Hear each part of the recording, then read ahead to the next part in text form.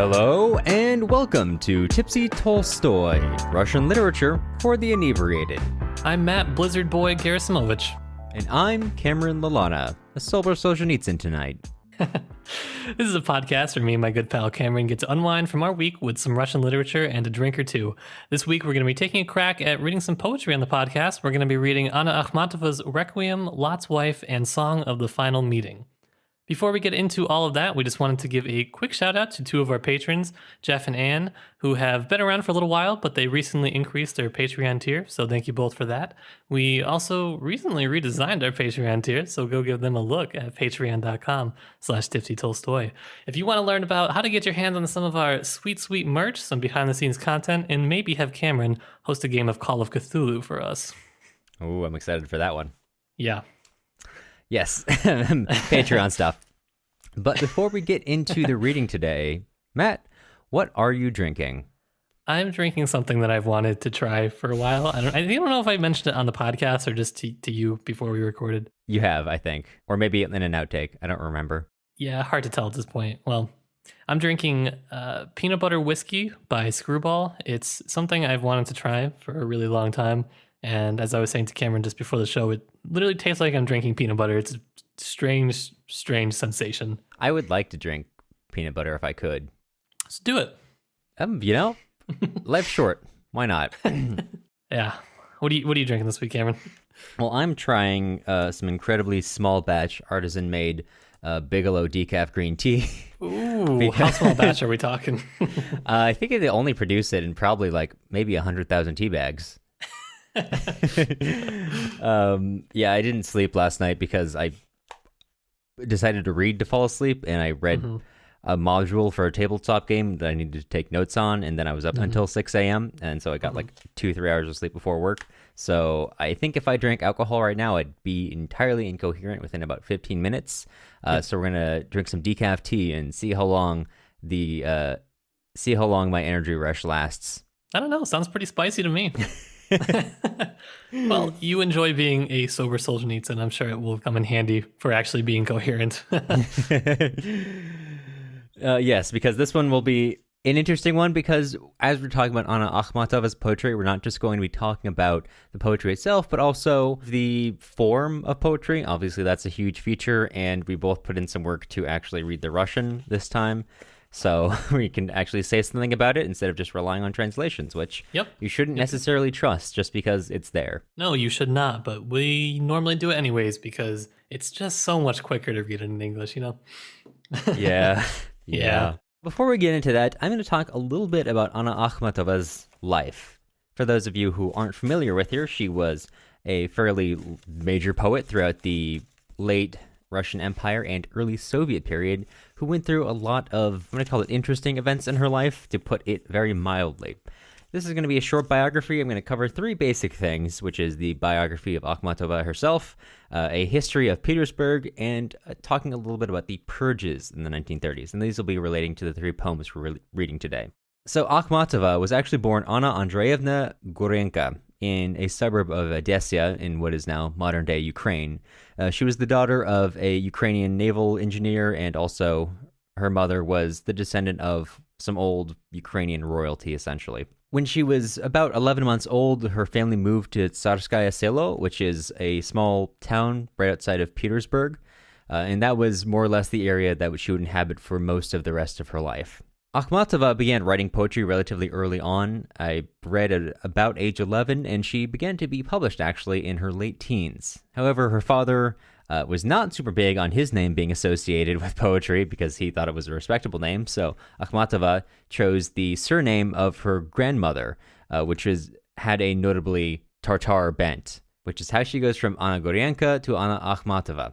She stayed in Tsarskaya Selo for most of the rest of her teenage years, with the exception of late high school and law school, which she moved to Kiev for before eventually returning to Petersburg to finish up her degree in literature. I like that law school for Russians at this time, and apparently all time, was the equivalent of what it is for people today in the US, where it's like, I don't really know what I'm going to do. I guess I'll just go to law school. I think that was just directly out of secondary or high school, too. You didn't even need to make 4 years of financial mistakes before you went there. Yeah, and you don't even really need to do that today. I mean, what does it really do? So in her younger years, Akhmatova was noted for writing a lot about introspection, romantic things, stuff like that. This was later used as a sort of a derisive jab at her by later Soviet critics, and even actually Akhmatova herself in some of her writings. It was around this era in the early 20th century that she wrote Song of the Final Meeting. Actually, that was written in 1911. It was her 200th poem, which for age 22 is really good. And out of those 200 poems, only 35, because Anna Akhmatova was a very discerning critic of her own poetry, was included in the book that was released that year. It was about this time that she was also getting married to her first husband, Nikolai Gumilev, with whom she had a son 2 years later in 1912, Lev. Lev will come to play a pretty important role later in life. And things are going pretty well for her at this point. She's rising in popularity. She is very, very well connected in the Petersburg literary establishment. She becomes very close friends with a lot of the biggest names at the time, Osip Mandelstam, Boris Pasternak, and Bloch. However, this is kind of derailed by the start of World War I. Leading up to the war, Akhmatova was writing poetry which reflected kind of darkly on where she saw this going. And she was largely right. Russia, of course, from 1914 to 1917 was engulfed in a bloody stalemate against Germany, which just was a good time for absolutely no one, except I guess if you were the Bolsheviks looking for a good opportunity. That being said, I'm going to take a quick deviation here and talk about the history of Leningrad. So Petersburg has gone by 3 names through its lifetime. When it was first constructed in the early 18th century, it was given the name Sankt Peterburg, which is, as you might notice, not actually a Russian name, but rather German. The entire city of Petersburg, or Peter, was basically constructed as an attempt by Peter the Great in order to create a truly European city. So it was built in more of a European style. It was given a German name. It was not actually named after him, but rather Saint Peter, although... Allegedly. Really convenient to pick a saint that has the same name as you, don't you think? So yeah, allegedly it's for the saint. So it's a deliberately foreign name. And that changes about 200 years later in 1914. At this point, obviously, Russia is going to war with Germany now, and they're not super big on German things. So this is basically like a 20th century version of us renaming French fries to freedom fries because France wouldn't invade Iraq with us. And so they renamed Sankt Peterburg to Petrograd, which is a much more Russian name, Grad being the Russian equivalent of Burg, and removing Sankt altogether. That only lasted for about 9 years until the Soviets won the Civil War and renamed the city to Leningrad in honor of, obviously, Vladimir Lenin, which was the name that it would carry until 1991, after the Soviet Union had dissolved, and through referendum, the city of Petersburg decided to rename itself Sankt Peterburg again. Now, this is important because Leningrad, or Petersburg, or Petrograd, was actually the capital of the Russian Empire up until the Soviet era. So this is where the seat of power is, this is where the Tsar is, and this is where the revolutions will be taking place. And Anna Akhmatova was present for the most important ones. In 1917, at the very end of Russia's involvement in World War I, we have 2 revolutions. You're probably already familiar with the October Revolution, which is when the Soviets took power, but you may not be as aware of the February Revolution of the same year. So that's sometimes known as the Bourgeois Revolution, and it's actually that revolution which leads the Tsar to abdicate power. Tsar Nicholas II is actually not the last Tsar. He tries to bump that one over to his cousin, or I think it's his uncle. You just don't want that on your resume. Like, that's tough to come back from. Yeah. Last Tsar. And then Netflix is going to make a series out of you, and it's just the whole thing. So the end of the February Revolution leads to a provisional post-Tsar government. It's known as the bourgeois government. It includes many political elements, liberals who are known as cadets, Mensheviks, social revolutionaries known as eseres, and even some members of the Bolshevik Party. However, the Bolsheviks were not seeing the kind of progress they wanted through this system, so later that year, in October, they staged the October Revolution. And Akhmatova had a first-person view of all of these things happening. She was there in the city on both days and just kind of walked around and saw things going on, and this obviously begins to affect the way she writes. She stays in Petersburg through the Civil War until 1923, and in kind of a portent of what is to come, her now ex-husband Gumilev is arrested in 1921 by the Bolsheviks and executed for allegedly anti-Bolshevik activity. This kind of shocks her, and it's at this point where she begins to sour on the Soviet Union. There's not a whole lot of evidence that she was ever super big on the Bolsheviks, but this very early incident really set her onto a path where she was not a big fan of the new government. In the coming years after the Bolsheviks take power, Akhmatova is kind of unwilling to adapt to the new forms of poetry, which are taking precedence. Akhmatova was a member of what is known as the Acmeist group of poets, which was a movement which comprised many things, but they kind of were rejecting some of the older, less concrete romanticism of older eras, and were tying it their concepts a lot to kind of physical embodiments of the best thing possible, what Acme means, essentially. However, in the early Soviet Union, they were super big on more avant-garde styles of art, so she was kind of on the outs of that. The avant-garde would later be purged, but for the time. It's around this time that she also writes Lot's Wife in 1924, in this early era where she begins to kind of not be able to get work. She doesn't have a lot of money. Her son Lev is not able to get into good schooling in the later 20s because he's associated with her, and also his father Nikolai Gumilev. And then we enter the 30s, and here goes the second detour, the purges. You might be vaguely familiar with the terror or the purges, or whatever you know them as. However, it's not like there was just one big, long, for 20 years under Stalin, murder rampant everywhere. Obviously, it wasn't a super great time to be an opponent of the state. However, the purges kind of came and went in waves. In the 1930s, we've got two major purges. There are the 1932 to 1935 purges, which were mostly a purge of the upper party echelons, primarily focused on Bolsheviks. And then there are the Great Purges, which happens between 1936 and 1938, which not only affected the Bolshevik Party itself, or the Communist Party at this point, but also leaders of industry everywhere in the Soviet Union. And it's in these years that Akhmatova's friends also begin to be arrested, liquidated, etc., especially her close friend Osip Mandelstam, for whom she will write a poem. And her own son, Lev, is arrested intermittently throughout this period. In fact, he is slated to be arrested. However, the Great Purge ends with the arrest of the head of the NKVD, who is at that point himself accused of being a wrecker, and basically the way of getting out of the Great Purges for the Bolshevik leadership at this point was, wow, that went way too far, and that's the head of the NKVD's fault, so we're going to shoot him.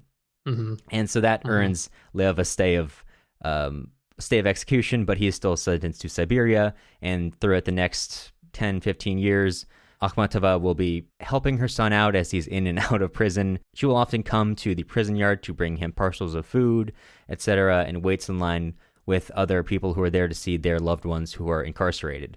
And it's this experience standing out in the lines, just waiting to even hear about what's happening to their loved ones, that she begins to talk with and notice the people around her, which leads her into writing the Requiem cycle, which is more or less about the purges, or primarily the purges from the perspective of the people who are left behind. And obviously there's a lot more of Akhmatova's work we could talk about and her life, but this is the context which you need specifically for the poems we'll be reading today. So, because the poems are relatively short, we're going to be reading the entirety of Song of the Final Meaning and Lot's Wife as we talk about them. Requiem being a whole poem cycle, we obviously can't, but we'll be reading what we can.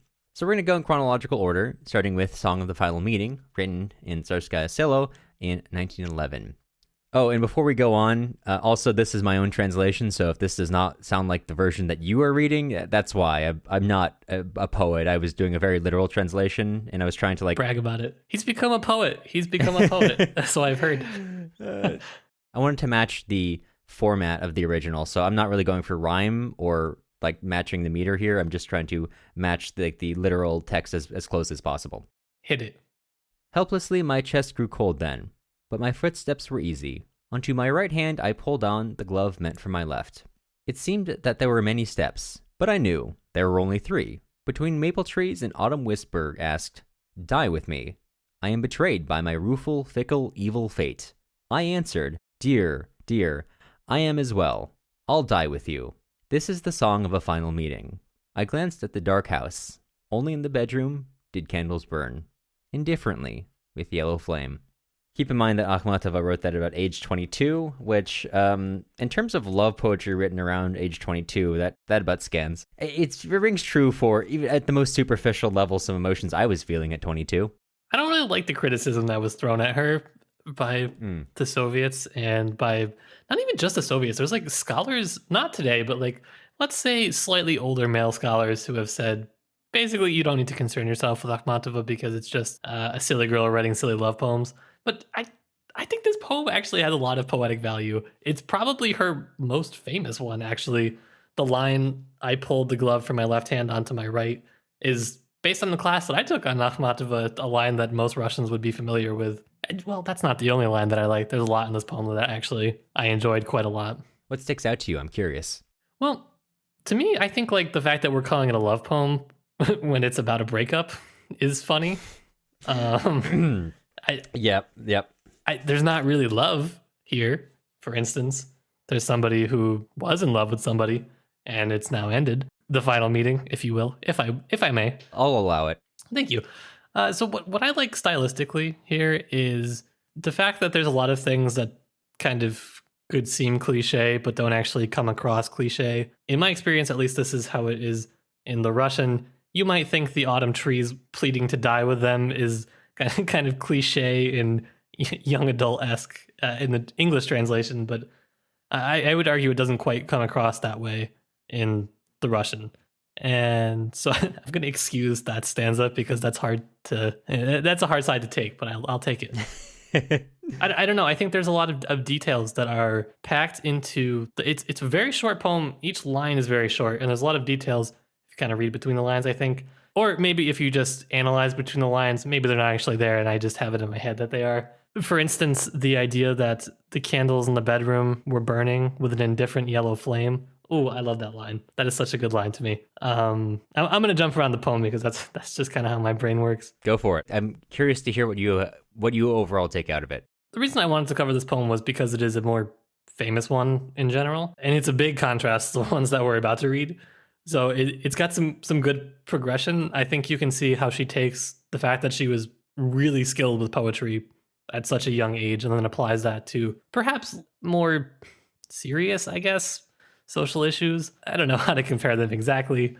So for me, I mean, the candles burning in the bedroom, how does she know it's the bedroom? So for instance, you know that she would have had to have been in the bedroom. So you know that you have some sort of sexually charged relationship between the narrator and the person in the bedroom. The flames that are burning with this indifferent yellow flame. This was an interesting compound adjective for me. Indifferent yellow. I like that a lot. To me, it makes me wonder, is it the candles burning with that flame, or is it a reflection of the person in the room that has that sort of indifference? Right. And so this one, I don't know, these two lines, I like them a lot. That makes sense. I can see why. They're fun. I think there also is something about the commonality of all of the actions in this poem that makes it stand out. Nothing in it is super specific to the relationship of the narrator or to any relationship per se. So she's able to capture on this universal underlying feeling of a lot of relationships, I think. The line where she says there seemed to be many steps as she was walking away, but I knew there were only 3. This sense of being caught up in your own head, but you already know leaving this house as if it's second nature to you. It shows a lot about how the narrator has had such a long-standing relationship. I mean, the title clearly hints at it. If it's the last meeting, of course, there were more meetings, but I think you can tell that this was something that meant a lot to the narrator. I also wanted to point out, this isn't captured in the way I translated it, but in the original Russian, I think as you've mentioned, it's a pretty compact poem. Mm-hmm. There's not a single line which goes over 5 words. In fact, most of them are only 4 words in the Russian. And also it has kind of an A-B rhyming scheme and a sort of consistent meter throughout, which is something in most English versions you won't necessarily see. And the couple different translations I found online and read, it seems to me that people more so tend to try to reflect the feeling the poem is trying to evoke more so than being necessarily literally true to what Akhmatova herself wrote. Yeah, I don't think the rhyme scheme is that important to maintain when you translate it, to be completely honest. I think you would find it too constricting to try and do it in English if you were to keep the rhyme. Well, I see a lot of people try to recreate the rhyme scheme in some format, and which see. leads them to away from like a literal version of the poem. Yeah, it would be really difficult to make. I mean, obviously, I'm not a professional translator, but I think it would be really difficult to maintain a rhyme scheme and the nuanced meaning of each word. Yeah. Perhaps you could include it in a footnote, I would say. That is kind of the big one, the difference between alteration, and I guess we'll talk more about this later because there's a very specific example I noticed, but the difference in ways people try to convey information that is not obvious to a non-native speaker. Yeah, I just think it's not really that important, the rhyme scheme, unless it's doing something specific in the poem, which I don't know that it necessarily is here. I think it has to do more with the time it was written. If you're studying the history of poems and you're tracing what schools of poets are maintaining rhyme schemes and which ones are not, then that's interesting. And there are some interesting things that she does here, where she has like certain words that aren't, she kind of develops some almost like Russian slant rhymes towards the end. You have dom and agnium, which are like close but not perfect rhymes. So it can be interesting, but I think that you'd have to really, really be into learning Russian, like some people on this podcast, if you were to go into it too much more. Yeah, that's fair. Yeah. But yeah, I think that basically captures this poem. It's Akhmatova herself, referring to this collection later on, questioned, not entirely differently from what the Soviet critics said. She wondered why it had been reprinted so many times because they were naive poems from a vacuous girl. Which, given what she later went through, I can see why early poetry about not less serious things, but in light of like what would later happen, I could see who maybe would come to that conclusion about your own writing. Yeah, I think that, we'll get into it. I understand it. Yeah. I still think it's a good poem, but I understand it. Yeah. Okay, let's talk about Lot's wife. All right, so Lot's wife. It starts with a quotation from the book of Genesis, which is where the story of Lot's wife comes from. Lot's wife looked back from behind him and became a pillar of salt. Book of Genesis. And then the poem. And the righteous man followed the envoy of God, huge and bright over the black mountain. But anguish spoke loudly to his wife. It's not too late, you can still gaze at the red towers of your native Sodom, at the square where you sang, at the courtyard where you spun, at the empty windows of the tall house where you bore your children to your beloved husband. She glanced, and paralyzed by deadly pain, her eyes no longer saw anything, and her body became transparent salt, and her quick feet were rooted to the spot. Who will weep for this woman? Isn't her death the least significant? But my heart will never forget the one who gave her life for a single glance. What a poem. What a poem. What a poem. And this was 1924, so this was a good bit after Song of the Final Meeting, but a good bit before Requiem. And just to remind everyone the context, this is, of course, a year after the USSR has officially come into being. The Reds have won the Civil War, and perhaps most importantly for Akhmatova, they've begun changing the power systems within Petersburg itself, and obviously Petersburg at this point is now Leningrad. I'll just say this was dicey as shit to publish in 1924. Yeah. I think she only skated by because the censors at this point probably didn't know what they were doing. But I don't know. It seems pretty explicit to me.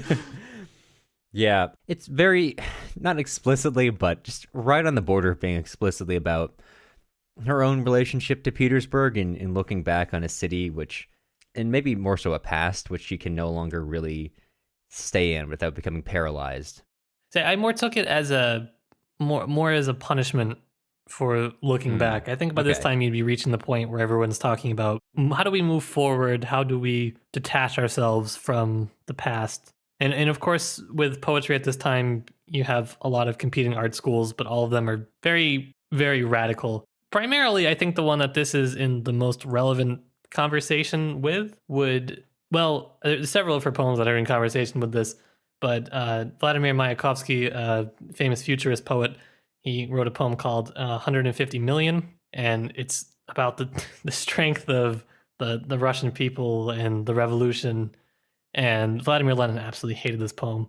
He has a lot of funny things, and he really hated the futurists. It's a side tangent on futurism because I love to study futurists. But I think this poem is interesting because it's the exact opposite of 150 million. It's following the ethical implications of one person looking back. And Akhmatova here is kind of saying that she feels like she's going to be punished by looking back to the past. But at the same time, she can't help but make room in her heart for the woman who did look back, all the same. Yes, of course. And it's really interesting. I mean, when you think of Sodom in biblical terms, it's not something that has a positive connotation for sure. But in this poem, it does. I mean, the fact that it's called native Sodom, for one, is already indicating that there's going to be something positive. And all she does in Sodom is sing, spins.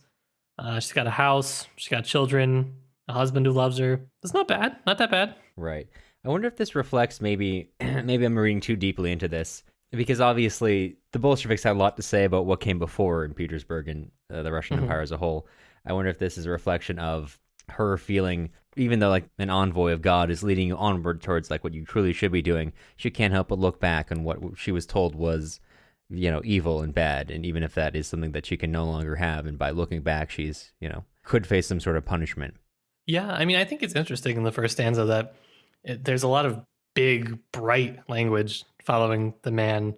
He's righteous. He's following the envoy of God. He's huge. He's bright. He's following it over a mountain. And meanwhile, you have his wife who's not really doing anything except being spoken to by anguish. She actually doesn't do anything in this poem. She only performs one single action, which is glancing, which I thought was super interesting.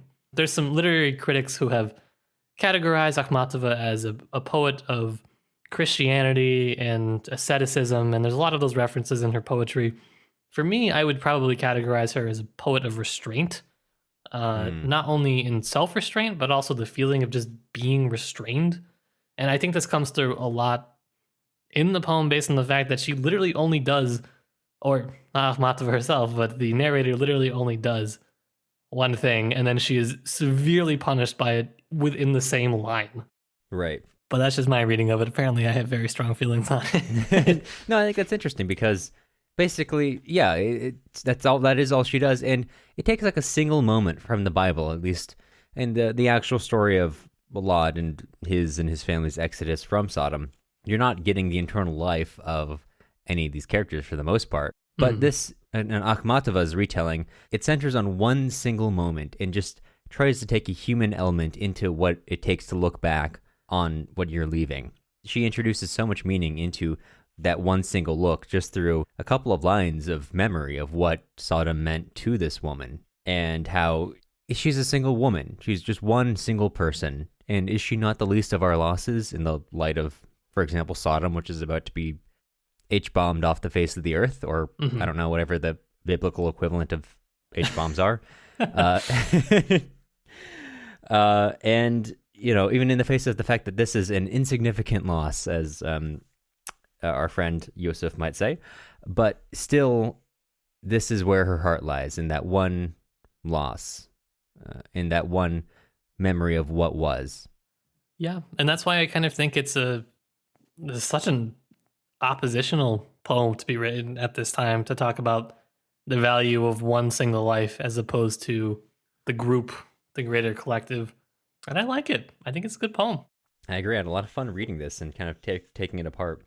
And also, let me just say, translating this one was just not as easy. My boss speaks Russian, and there's like one part at the end of the poem, the line, I sent this to Matt earlier this morning, actually. Does she not appear to be the least of our losses? But in Russian, it's Nimenshi li mnitsi ona iz utrut. And I showed that line to my boss, who's a native Russian speaker, and she looked at that and was like, I don't know what that says. She was like, I left Russia when I was 14. I didn't keep up with my literary studies. And you said you left at 14 and you didn't already have a book of poetry, you absolute slacker. You weren't reading up on archaic ways of saying kazhitsa at age 14? I don't know if it's archaic or if it's just poetic. That's where I struggle. Is there a strong line between the two? Not necessarily. But that's a subject for our bonus episodes. Watch us live translate a poem. That would be an absolute shit show.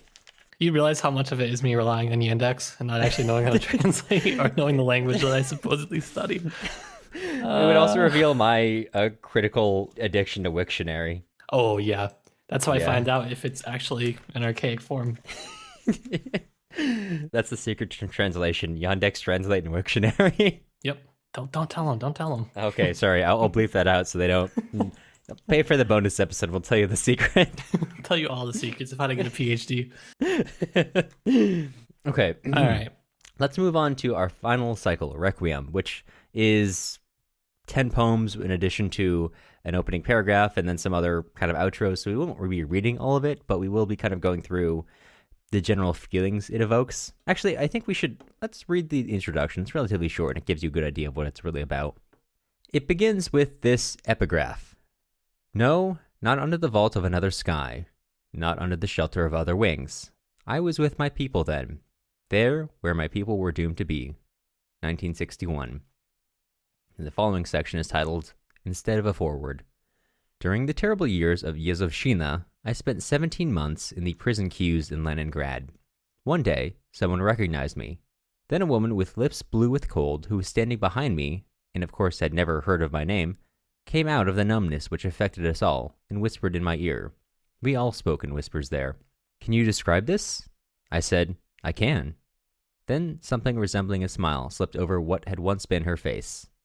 1st April, 1957, Leningrad.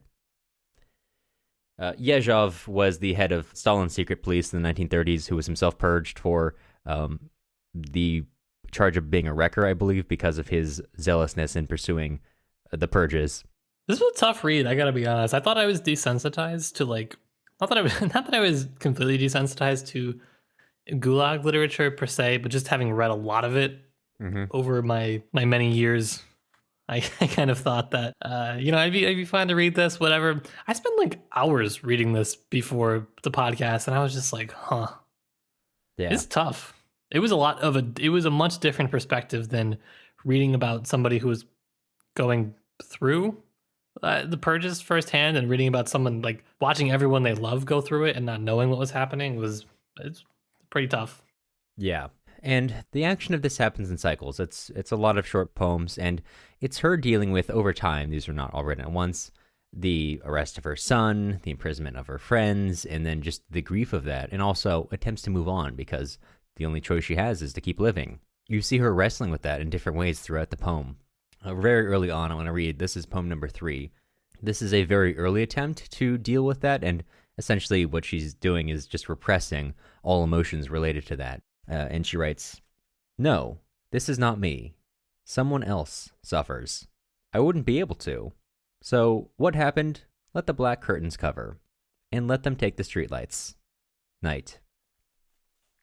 She can't even face what happened. She just doesn't even want to think about it and just asks that the black curtains cover up the room and take away the streetlights so nothing can be seen, and just let night be all there is, essentially.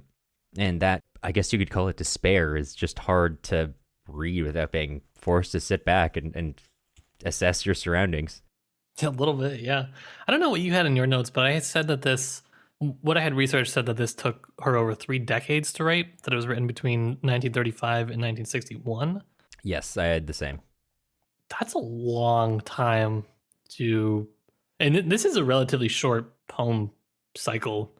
It's only 10 poems and a foreword, and it's not that many poems. I try to imagine her trying to put some of these thoughts into words, and that's tough.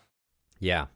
I think it's interesting. I want to go back up to the intro for a second. I think there's more to talk about in other poems, but I think it's interesting just in the way that she describes in the foreword the cues. And she mentions that while they're on the cues, there's kind of a numbness which affects them all, and they're blue with cold, and they don't appear to really acknowledge each other beyond some quiet whispers. And I read an article about this which pointed out on the way grief is portrayed in this, that grief here is not just a solitary act because you have had a loved one taken from you. It's a solitary thing because it is cutting you off from the people around you. And it's not until this moment where someone recognizes Akhmatova as a famed poet of one time, and asks her, is it even possible to describe this? And Akhmatova says, I can. And I think it's hard to capture in English exactly. In Russian she says mogu, just a very direct yes, basically. I've seen this translated several ways, but there's just something about just in one word, yes, this can be captured, that kind of connects these two women for a second over their mutual tragedy, which up until that point they've just been dealing with alone, even though they're with presumably dozens of people at this time for hours per day. Yeah, I don't want to get too much into the linguistics of it, but I find the compactness of her language very compelling. In a way that you would expect a long book to take many years to write, I can see why something like this, to really portray what must have been a very compact amount of emotions in a short period of time, must have been difficult to figure out how to write. Yeah. I also liked, I don't know, I liked a lot of the religious imagery in this. I thought it was interesting. It's not something Right. you would typically think about with, like, quote unquote Soviet writers, I guess. Even in the very first poem, the line I have says, "A candle flared, illuminating the Mother of God. The cold of an icon was on your lips, a death cold sweat." Just, I guess, setting up the comparison of Mother of God, Jesus, crucifixion. It kind of, I guess, like kind of follows a similar structure in some ways. This cycle very literally ends on crucifixion. Poem 10, the last poem before the epilogue, is titled Crucifixion. Right. And like Lot's Wife, it's a sort of retelling, or just a straightforward telling, actually, of the crucifixion. Of course, in this case, centering Mary Magdalene. Yeah, like Akhmatova does like an interesting thing where she kind of, it's kind of like her retelling of some like parts of the Bible with her own ethical messaging, which may or may not be in those passages of the Bible, I guess, depending on how you personally read it. But I think it's interesting. It's part of what makes her so significant to read. I mean, I just am a really big fan of the way that she's able to, like, not significantly changing the source tales at all, able to bring a whole new dimension. In part 2 of the poem Crucifixion, she writes, "Mary Magdalene smote her breast and wept. The disciple whom he loved turned to stone, but where the mother stood in silence, nobody even dared look." She's done very little with it, and yet she's instilled with so much meaning of this sort of the solitariness of what it is like to have a son taken from you, and she's in grief, in silence, and no one can even look her in the eye. It's not something that I personally thought that much of, this idea of looking, probably a year or two ago, but as I've been doing a lot of reading for my program, because that's what they make me do all the time is read. Ridiculous, I know. There's just actually like a lot written on ethical implications of looking and eyes. Like they're very important, and a lot of imagery and a lot of writing. And maybe you're listening to me and thinking, yeah, you idiot, of course they're important. But the whole thing of Lot's wife was that she was punished for just the one act of looking. And at this point in this poem cycle, she's saying, nobody can even look at me. And that's, you get kind of the inverse ethical assumption here of that being a problem. Yeah, I mean, there's one thing which can look her in the eye. In poem number 5, which begins, "For 17 months I have been screaming, calling you home. I flung myself at the executioner's feet. You are my son and my terror. Everything is confused forever, and I can no longer tell beast from man, and how long I must wait for the execution." And then it goes on for a little bit before ending on, "An enormous star looks me straight in the eye and threatens swift destruction." I believe, this is unsubstantiated, that she's referring to the Kremlin stars, which were erected in the 1930s, and it's 5 ruby red stars which were erected around the Kremlin to replace the imagery of the Russian Empire that had formerly been there. Over time, there'd be more red stars put up around Moscow, which you can still see today. They upkeep them, they light them up at night. They're actually very pretty, but in this case, it's representative of the immense power that the Bolshevik, well, at this point, that the Stalinist government has over her life. And this is, as getting to your idea of what can actually look at her, I think this is the only thing in the poem that it is specifically mentioned looks her in the eye. Yeah, and it's not even a person. Yeah.